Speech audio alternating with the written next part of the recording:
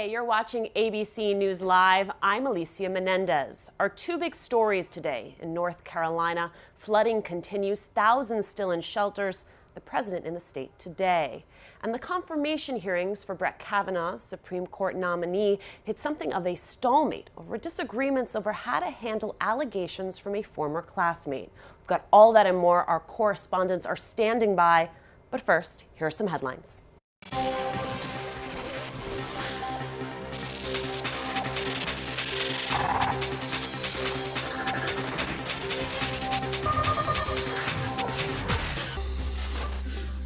California doctor who once appeared on reality TV is now accused of drugging and raping several women.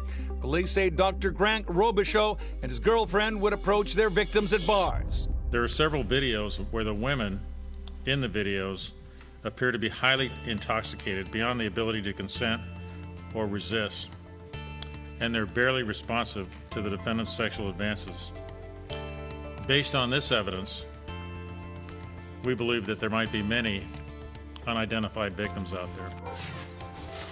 Tesla now says it's cooperating with an investigation into a tweet by founder Elon Musk. The Department of Justice opened an investigation after Musk tweeted last month that he had the funding in place to take Tesla private. The SEC is also investigating. It's a circle. Yeah. It's round. Sesame Street is clearing the air when it comes to Bert and Ernie's relationship. In a statement, Sesame Workshop says the puppets are best friends who do not have a sexual orientation. It comes after a former writer for the show said he wrote them as gay.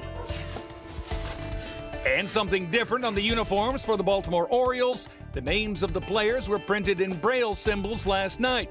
The jerseys were sold after the game with proceeds benefiting the National Federation of the Blind. Remember, for any of those stories, you can always learn more at abcnews.com. Now, let's get to our top story. Confirmation hearings for Brett Kavanaugh, the Supreme Court nominee, have hit a bit of a snag. We have a former classmate, Dr. Christine Blasey Ford, coming forward and accusing Kavanaugh of having sexually assaulted her while they were both in high school. There's now a bit of a disagreement over how to handle those accusations. For that and more, let's bring in Terry Moran, who's standing by. Terry, explain to me. My understanding here is that Dr. Ford wants this to be a criminal investigation, wants the FBI to look into it. Why is that?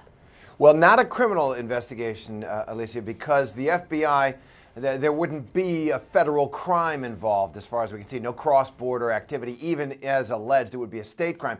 But she does want the FBI involved, and her team does, to do a proper investigation. They've obviously got the expertise as criminal investigators, as professional investigators, as part of their background check responsibilities, which they do for all nominees. So Christine Blasey Ford and her team want the FBI to be called on to look at what she said and to do a proper investigation, to establish the facts, as her lawyers say, in a nonpartisan manner, and to lay the foundation for whatever hearing she would come to testify at. She doesn't want it to be just a swearing contest, he said, she said. If you're a supporter of Christine Blasey Ford, it is evidence, the fact that she's asking for this investigation, that she understands what she's saying as the truth and believes there's corroborating evidence that the FBI can get. If you're on Judge Kavanaugh's side, or you aren't believing what she's saying at this point, it might look like a ruse, like a bit of a gambit. Your story's not going to change, is what the Senate Judiciary Committee Chairman Chuck Grassley said. Dr. Ford, if you come into the hearing room, you take your oath, it's not going to change whatever an investigator says. Just tell your story. And there's a suspicion on the part of the Kavanaugh team that she's looking for evidence that she can match her story to. So that's what you've got right now. Dr. Ford is not going to testify, her lawyers say, until a proper, nonpartisan investigation has been conducted. Do you have a sense, Terry, of how long an investigation like that takes? Not too long. It's difficult investigation. The other reason, as Anita Hill, who was on ABC News earlier, said, is that this is a difficult investigation to conduct because the incidents are so long ago, and Dr. Ford, from her own acknowledgement, is kind of vague on some of the details that investigators might want to check. So you need people who are good at this. And so it's a pretty limited universe of things to check, given the nature of the story and the time frame. She does mention other people involved. She does mention that she remembers the layout of the house, not exactly whose house it was. And perhaps on an interview with the FBI, she might be able to come up with more things, and other witnesses might be able to come up with more things that they can then go check. All of that would take a couple, 3 weeks probably by the FBI. And whose decision is this ultimately, Terry, right? I mean, if there's disagreement over how to proceed, who's the one who ultimately gets to decide whether or not they will in fact wait for this FBI investigation or whether they will continue to call upon Dr. Ford to testify? One guy, Senator Chuck Grassley, Republican of Iowa, 85 years old. He was actually on the committee back in the day when Clarence Thomas squared off against Anita Hill on her allegations. But he's very protective of the Senate. He has said, as I said, look, just come in. We want to hear from you. Why are you waiting for investigators? Tell us what you remember. We'll go from there. And he also, I think, is operating on behalf of the Senate that they probably don't want to lay down the precedent that witnesses call the tune, can make demands on how the Senate will proceed. But he's the person who's going to do this. He's a Republican and is also very obviously in close contact with the White House. And what we cannot forget is that this is about power. The Supreme Court is the crown jewel of Republican politics for decades. They've wanted to shift it decisively to the right. This nomination could do that. And so he's holding all the cards right now when it comes to when this vote is going to happen. You know, Terry, I'm sure you also watched that incredible interview with Anita Hill. I wonder, from your vantage point as someone who has covered the court for many years, what stood out to you about that interview? Well, you know, as I recall, because I covered that hearing, her poise and her insight now, what she's done is make of that one experience in her life. She talked at one point this morning on Good Morning America how the trajectory of her life was changed. And it's clear that she's made of that change in the trajectory of her life a deep understanding of women and others, men and women, who are caught in a situation like this, who have had something happen to them, try to raise their voices and run into a brick wall. She struck me as somebody who has thought long and hard about these issues. And when asked by George Stephanopoulos if she had advice for Christine Blasey Ford, she said, you know, she's got good lawyers. She'll get her advice from them. What I can give advice to is the Senate Judiciary Committee this time around. Listen to what she said. And my advice is to push the pause button on this hearing, get the information together, bring in the experts, and put together a hearing that is fair, that is impartial, that is not biased by politics or by myth, and bring this information to the American public.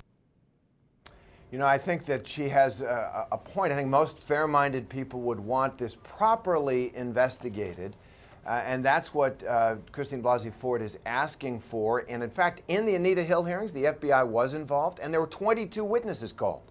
I think one of the things you're seeing is that Judge Kavanaugh and his supporters do not want a wide-ranging fishing expedition into his life as a young person. Who would, for goodness sake? But this is it's a lifetime appointment to the Supreme Court. And I think what the Democrats are saying is, you know, we should take a pretty serious look at whatever circumstances could corroborate or refute an allegation of sexual assault before you get a lifetime appointment on the highest court in the land. All right, Terry Moran, thank you so much for taking the time. You bet.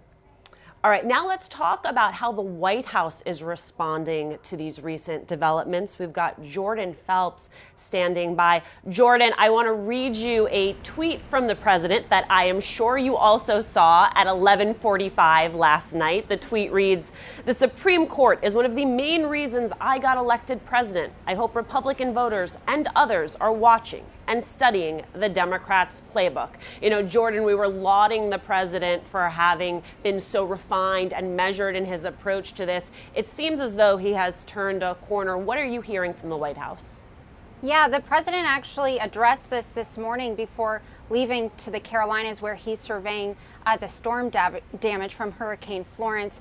And he actually, for the first time, said it's hard for him to believe that these allegations against Brett Kavanaugh, who he praised as an extraordinary man, would be true. But he also said that he does want to hear from Christine Blasey Ford. Take a listen to what he had to say this morning.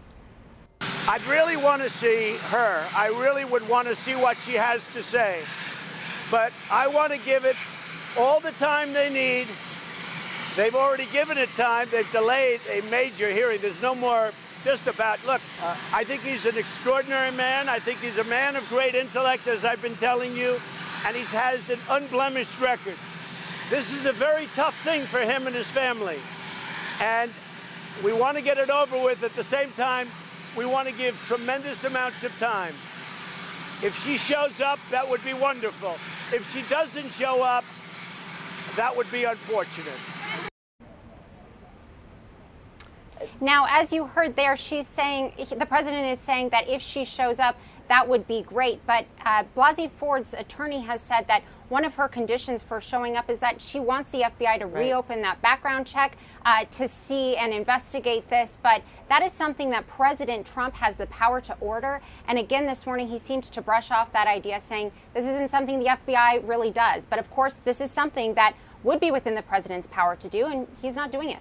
So, Jordan, in public, we have the president standing by his man, lauding Kavanaugh and his credentials. Is that the case behind the scenes? Are they going to stand by this nominee? Yeah, I mean, there have been reports that there are some within the White House who are encouraging the president, to cut ties with him at a certain point. The president this morning expressed a little bit of doubt himself, saying we need to hear from the accuser first, and then we'll have to make a decision. That line, then we'll have to make a decision, is key, because that's the president suggesting that perhaps he won't stand by his man at a certain point. Yeah. Can you talk to me just a little bit to change topics, Jordan, about the White House's decision to send the president to North Carolina, what it is they hope to accomplish on that trip? Yeah, I mean, this is a classic role for the president to play as consoler in chief. It's common for him to go to these storm zones after the storm has passed and to console people, to show that the federal government is committed. And that's the message he brought today. He just completed a briefing with state and local leaders where he said the federal government is with you 100%. He said, the price tag might be high, but it doesn't matter. We're committed to be with you until the end. And he also brought with him a message for those who lost lives and the loved ones who are left behind, saying that the country is grieving with you. All right, Jordan Phelps, thank you so much for joining us. All right, let's head over to North Carolina, since it's what we've been talking about. We've got Eva Pilgrim, who, as you know, has been covering this storm. Eva, I want to read you some numbers. North Carolina's governor saying that 2,600 people have been rescued, 300 animals have been rescued. But I wonder, what about the few folks who are still in their homes? What are they being told? Well, it depends on where they live, what they're being told and what they're facing. That area of the state that's between Wilmington up to Fayetteville, Raleigh on 40, that area in 95 a bit, that area still has some water in it. The water hasn't completely receded yet. So I just want to show you where we are right now. You can see this is a road.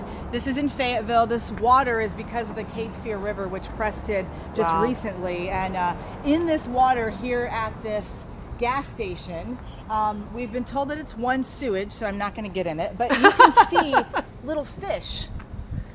You can actually see fish swimming around. All those little blips that you're seeing in the water, those are fish swimming. And this is a lot of what Trump will see today as he tours the state of North Carolina and the storm zone, is water in places that it shouldn't be. You have to remember, this storm dumped more than 8 trillion gallons of water on the state of North Carolina. Just North Carolina. That's not South Carolina. That's not Virginia. I mean, this storm was huge, and it moved all over the East Coast. So I'm going to walk you through here so you can see some more of what's happening. We've got a car that's just been abandoned and left here. This road is closed.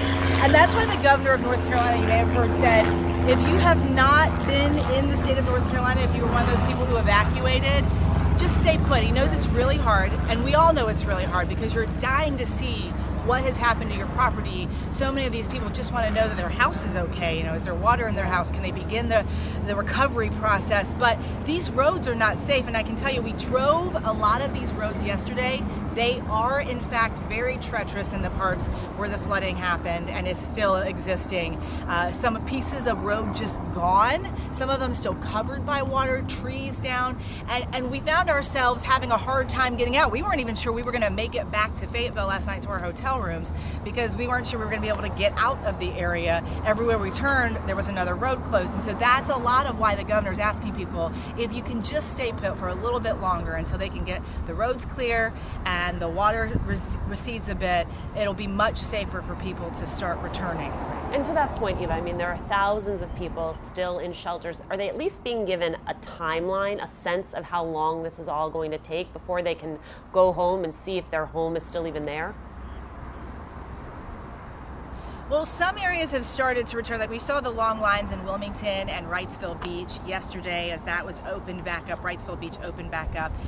We saw the long lines going into those areas. But for the other people who are waiting, they're mostly waiting for the water to go away. And that just takes time.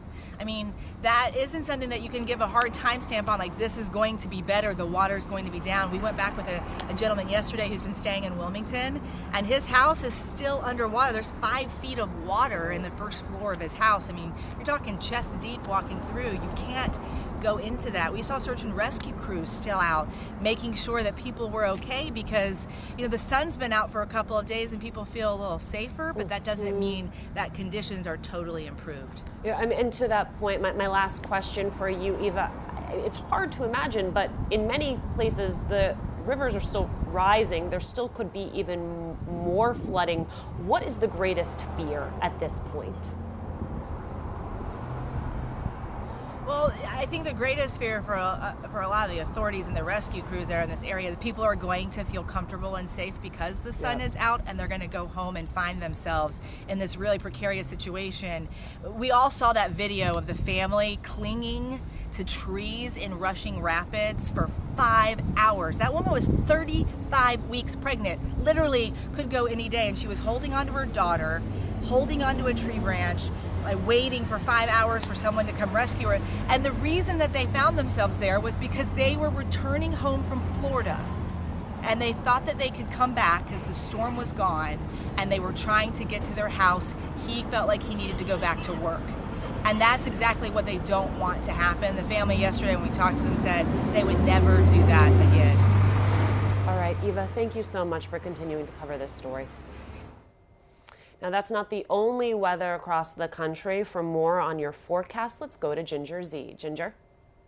Alicia, thank you. Let's go ahead and start about weather headlines that go to the Midwest and really northern Great Lakes. So you see there, that's Green Bay, Wisconsin. They had nearly a half foot, in some places more than a half foot of rain, and it caused flash flooding. Prompts flash flooding again today, potential for that at least, in Arizona, so Tucson's in it. Albuquerque too, because New Mexico has that tropical moisture that's going to pool up. Big change from the heat that you all were feeling before.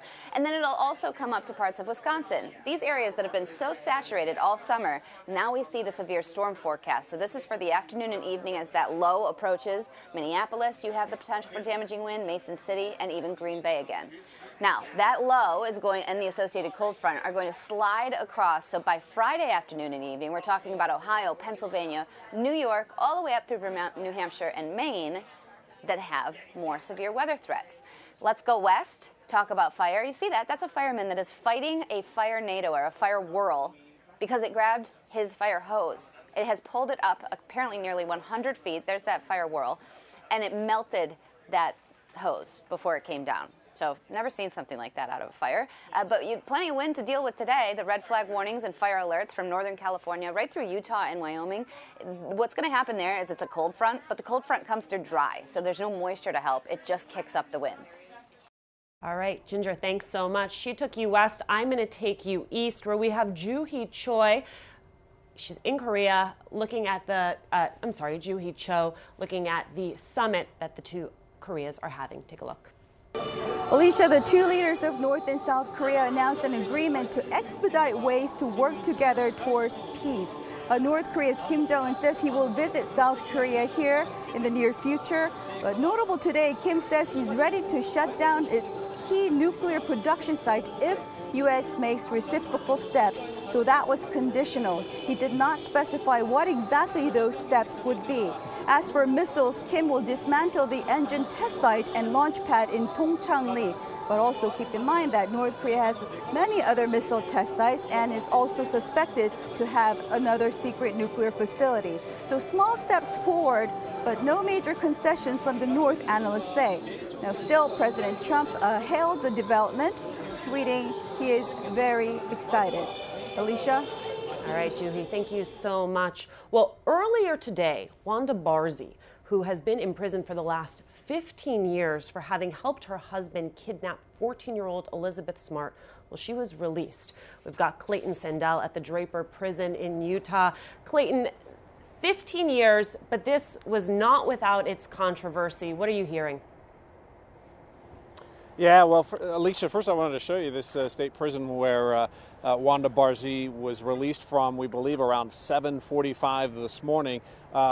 Officials say that she left here overnight, although we don't know exactly when and exactly how she got out of this prison because they were able to sneak her out a back way. You can see there are a ton of cameras that were gathered here to try and get a shot of her as she left. But they kept all of those details secret from us, they say, in order to protect Wanda Barzee's out of concerns for her safety, really. Now, of course, Barzee, as you mentioned, she and her husband, Brian David Mitchell, were convicted in that 2002 kidnapping of Elizabeth Smart. That abduction lasted for 9 months, and of course she was subjected, she says, to horrific daily sexual assaults. Right now, the release, you mentioned it's controversial, and the reason it is controversial is it came as a big surprise to a lot of people, not the least of which is Elizabeth Smart and her family, because Elizabeth Smart actually believed that Barzee would be in prison until about 2024. And what happened was Utah prison officials say that they miscalculated. They did not take into account the time that Barzee had already served in federal prison. So when you added that into the mix, she had served her 15 years and there was nothing they could do but go ahead and release her. Elizabeth Smart and her family have been urging officials to not release her, saying that Barzee is still a threat to this community. Elizabeth Smart in particular, in interviews and in press conferences, have talked about how Barzee stood by while she was being sexually assaulted and did nothing to stop it, and in some cases even encouraged it. So traumatic for them, controversial, but in the end, officials say this is the law. They had to release her today. Yeah, traumatic and horrifying. Smart today reacting to Barzee being able to leave prison. What did she say? She did. We have it here. She just posted on Instagram a few minutes ago. She said that without a doubt, the past few weeks have been a roller coaster of emotion, and I would like to take the opportunity to thank everyone for their kind words, support, and concern. She says it has meant so much to me. May we all remain vigilant in watching over our families, friends, and community from anyone who would seek to hurt or take advantage. She says she truly believes life is meant to be happy and beautiful, and no matter what happens, that will remain my goal for me and my family. The words of Elizabeth Smart there. Yep. I have one more question for you, Clayton, if you know, which is there have also been questions raised about the mental health of Wanda Barzee, and I'm curious, since you're standing outside the prison, if anyone has spoken to that specific concern. Well, we do know what Barzee has to do next. She has 72 hours to register with federal parole authorities. They have arranged for her a place to live and a place to work. She must also check in, stay in the state of Utah. She can't leave the state of Utah. And then she will also be on supervised release for the next 5 years, Alicia. All right, Clayton, thank you so much. That does it for us here, but if you need more news, you can head over to abcnews.com and be sure to download our ABC News app.